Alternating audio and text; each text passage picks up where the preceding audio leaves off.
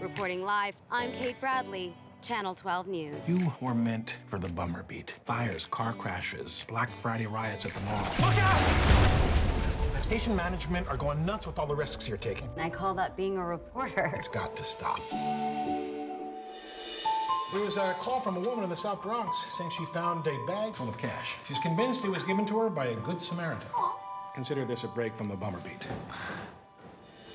A woman finds a bag of money? I mean, where's the story? You know, by the Good Samaritan angle? I remain objective always, but no. There is someone out there looking over it and helping us. It's hard to believe that there's somebody out there doing good deeds and expecting nothing in return. It's real. I found it in front of our front door this morning. You left the bag here.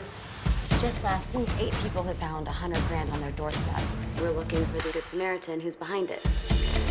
A woman started an anonymous Good Samaritan Club. And some guy in line at the grocery store anonymously paid for the next 10 people. When I first got put on this story, I was sure Good Sam had some ulterior motive. But there are way more people out there doing good. Everywhere I go, everywhere I go, I know everywhere I go. Interest in Good Sam continues to grow with these random acts of generosity and when and where the next bag of money might appear.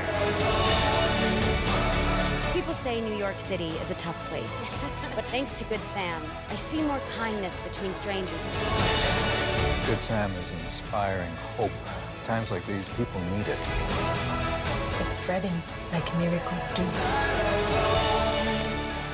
The question at the top of every New Yorker's mind, Good Sam, who are you? I know that I'm not alone.